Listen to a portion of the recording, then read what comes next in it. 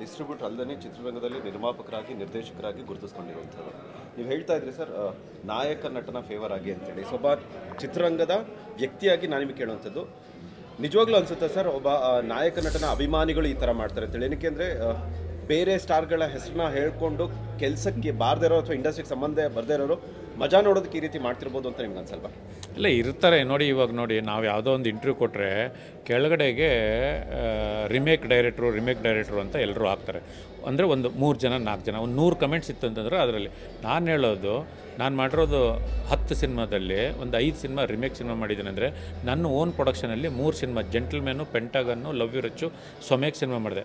ಯಾವುದಾದ್ರೂ ಸ್ವಮೇಕ್ ಸಿನಿಮಾನೋ remake cinema ಸೋತಾಗ ಯಾವನಾದರೂ ಒಬ್ಬ ನನ್ನ ಮಗ ಬರ್ತಾನಾ? ನನ್ನ ಮಗನೂ ಬರೋದಿಲ್ಲ. ಯಾವುದು ಬೆಸ್ಟ್ ಅಂತ ಅನಿಸುತ್ತೆ, ಯಾವುದು ಕನ್ನಡ ಆಡಿಯನ್ಸ್ಗೆ ಹೇಳದೇ ಇರೋ ಕಥೆ ಇರುತ್ತೆ ಆ ಸಿನಿಮಾನ ಹೇಳ್ತೀವಿ. ಅಂದರೆ ಈ ಒಂದು ಕ್ಯಾಟಗರಿ ಜನ ಇರ್ತಾರೆ, ಅವ್ರಿಗೆ ನೀವು ಏನು ಮಾಡಿದ್ರೂ ಅವ್ರಿಗೆ ಸಮಾಧಾನ ಆಗೋದಿಲ್ಲ. ಏನು ಮಾಡಿದರೂ ಅದರಲ್ಲಿ ಏನಾದರೂ ಒಂದು ತಪ್ಪು ಕಂಡುಹಿಡಿಯೋಕ್ಕೆ ಅಂತಲೇ ಕೆಲವು ಸ್ಯಾಡಿಸ್ಟ್ಗಳು, ಕೆಲವು ನಾಲಾಯಕರು ಇರ್ತಾರೆ. ಅಂಥ ನಾಲಾಯಕರಿಗೆ ಏನು ಹೇಳೋದೇನಂತಂದರೆ, ಒಂದು ಕನ್ನಡ ಸಿನಿಮಾ ಸಿಕ್ಕಾಗ ನಾವೆಲ್ಲರೂ ಸೇರಿ ಸೆಲೆಬ್ರೇಟ್ ಮಾಡಬೇಕು ಹೊರತು ಅದನ್ನು ಕಲೆಕ್ಷನ್ ಕಮ್ಮಿ ಅಂತೆ, ಸುಳ್ಳು ಕಲೆಕ್ಷನ್ ಕೊಟ್ಟರಂತೆ ಈ ಥರದನ್ನು ಹೇಳೋದು ಬಿಟ್ಬಿಟ್ಟು ಸೂಪರ್ ಹಿಟ್ ಸಿನಿಮಾ. ನನ್ನ ಪ್ರಕಾರ ಒಂದು ತರುಣ್ ಸುಧೀರ್ ಅವರು ಅದ್ಭುತವಾದಂಥ ಒಬ್ಬ ಸ್ಟಾರ್ಗೆ ಏನನ್ನು ಕೊಡಬೇಕು ಅದನ್ನು ಅದ್ಭುತವಾದಂಥ ಒಂದು ಸಿನಿಮಾನ ಕೊಟ್ಟಿದ್ದಾರೆ. ಈ ಸಿನಿಮಾನ ನಾವು ತುಂಬ ಜೋರಾಗಿ ದೊಡ್ಡದಾಗಿ ಸೆಲೆಬ್ರೇಟ್ ಮಾಡಬೇಕು ಅನ್ನೋದೇ ನಾನು ಹೇಳೋದು. ಸರ್, ಗುರುದೇಶ್ ಪಾಂಡೆ ಅವರ ಪ್ರಕಾರ ಕನ್ನಡ ಚಿತ್ರರಂಗದಲ್ಲಿ ನಿಜವಾಗ್ಲೂ ಸ್ಟಾರ್ ವಾರ್ ಇದೆಯಾ?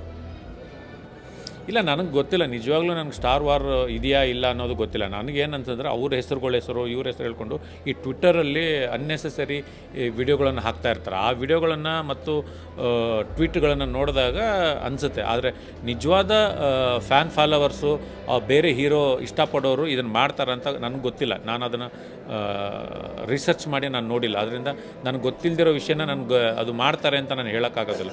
ಆದರೆ ಅವ್ರ ಹೆಸರು ಹೇಳ್ಕೊಂಡು ಇನ್ಯಾರೋ ಮಾಡ್ತಾ ಇರ್ಬೋದು ಅಂತ ಅನಿಸ್ತಾ ಇದೆ ನನಗಷ್ಟೇ. ಅಂತಹ ಫೇಕ್ ಫಾಲೋವರ್ಸ್ಗೆ ನಿರ್ದೇಶಕರಾಗಿ ನಿರ್ಮಾಪಕರಾಗಿ ಗುರುದೇಶ್ ಪಾಂಡೆ ಅವರು ಏನು ಹೇಳಲಿಕ್ಕೆ ಇಷ್ಟಪಡ್ತಾರೆ?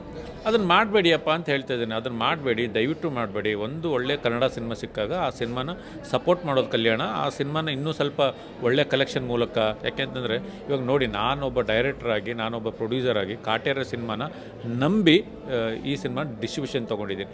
ಯಾಕೆ ತೊಗೊಂಡೆ ಒಬ್ಬ ಡೈರೆಕ್ಟ್ರಾಗಿ, ಒಬ್ಬ ಪ್ರೊಡ್ಯೂಸರಾಗಿ ಅಂದರೆ ಸಿನಿಮಾ ಚೆನ್ನಾಗಿರುತ್ತೆ ಅನ್ನೋ ಒಂದು ಕಾನ್ಫಿಡೆಂಟಲ್ಲಿ ಈ ಸಿನಿಮಾನ ನಂಬಿ ನಾನು ತೊಗೊಂಡಿದ್ದೀನಿ. ಆದ್ದರಿಂದ ಈ ನಂಬಿಕೆ ನಿಜವಾಗಿತ್ತು. ಅಂದರೆ ನಾನೇನು ಈ ಸಿನಿಮಾ ಮೇಲೆ ನಂಬಿಕೆ ಇಟ್ಟಿದ್ದೆ ಅದು ನಿಜವಾಗ್ಲೂ ವರ್ತ್ ಅಂತ ಅನ್ನಿಸ್ತು ಸಿನಿಮಾ ರಿಲೀಸ್ ಆದಮೇಲೆ. ಯಾಕೆಂದರೆ ಆ ಥರ ಒಂದು ರಿವ್ಯೂ ಬಂದಿದ್ದಾವೆ, ಆ ಥರ ಕಲೆಕ್ಷನ್ ಬಂದಿದೆ.